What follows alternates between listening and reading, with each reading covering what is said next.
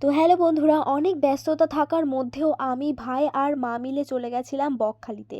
তো আমরা একটা উদ্দেশ্যে সেখানে গেছিলাম, তাই ভাবলাম বকখালি আর সাগর মেলাটা ওখান থেকে ঘুরে আসি। তো পুরো ব্লগটা দেখতে থাকো, আশা করি তোমাদের অনেক ভালো লাগবে। তো সেদিন আমরা ঘুম থেকেই উঠে পড়েছি এই যে টোটোতে। আমি আর ভাই সামনেটাই বসেছিলাম আর মা ওইদিকে ছিল। তো এই দেখো, তারপরে আমরা একটা বাস ধরে নিলাম। তো বাস ধরে এই দেখো আমরা যাচ্ছি গন্তব্যস্থলে।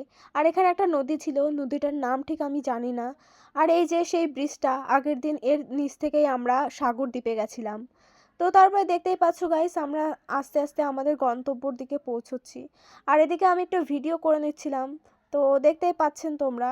আর এগুলো কিন্তু আগের বছরের ভিডিও, এগুলো এই বছরের ভিডিও না গাইস। তো আমি একটু ভিডিও করে নিচ্ছিলাম যে কোথা থেকে আমরা কোথায় আসছি সেগুলোর। তো এই দেখতে পাচ্ছ কতগুলো দোকানপাট আছে এখানে।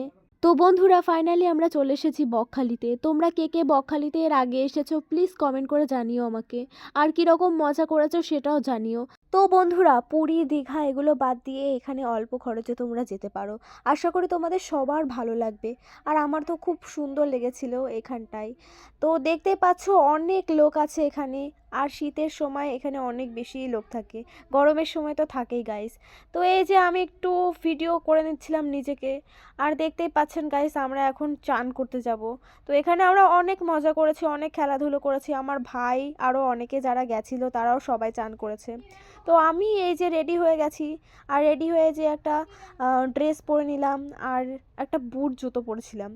তো দেখতে পাচ্ছেন গাইস, আমি এই যে এরকম একটা টুপিও কিনে নিয়েছিলাম। তো তারপরে এই যে আমরা বালির মধ্যে দিয়ে পৌঁছে গেলাম, এখানে একটা মন্দির আছে, সেই মন্দিরের মধ্যে। আর গাইস, এই মন্দিরটা কিন্তু একটা জঙ্গলের মধ্যে আছে। তো দেখতেই পাচ্ছেন গাইস, অনেকটা সুন্দর এই মন্দিরটা। আমার খুব সুন্দর লেগেছিল, নির্জন একেবারে ফাঁকা। আর এই এই পাশে যে একটা মন্দির আছে, মানে টিনের মন্দিরটা, এটা রিয়েল মন্দির, মানে এই মন্দিরটাই আগে ছিল। আর তারপরে ওইটা আস্তে আস্তে করা হয়েছে। তো আমি সেটাই তোমাদের দেখাচ্ছি গাইস।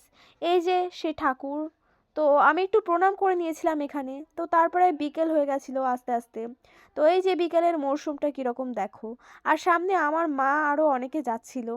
তো দেখতে পাচ্ছেন গাইস, এই যে আমি একটু এই শামুক দিয়ে না ঝিনুক দিয়ে বানিয়েছি, এগুলো একটু দেখছিলাম। আর এগুলো আমার অনেক ভালো লেগেছিল, কিন্তু দাম একটু বেশি বলছিল বলে আমি কিনিনি গাইস। আরও অনেক কিছু কিনেছিলাম, তো তাই আর কিনতে পারিনি। তো যাই হোক, একটু দেখে এই যে আবারও চলে আসলাম। একটু হাই মাই বলে নিলাম। তো তারপরে দেখো গাইস, এই যে এটা হলো আমার মা। তোমরা সবাই বলেছিলে যে তোমার মাকে দেখাও, তাই দেখিয়ে দিলাম। তো ফাইনালি আমরা পরের দিন বাড়িতে চলে এসেছি। আর এই দেখো অনেক কুয়াশা ছিল ওখানে। তো টাটা বাই বাই, এখানেই ব্লগ শেষ। পরবর্তী ব্লগের জন্য আমাকে ফলো আর সাবস্ক্রাইব করে নিও। টাটা।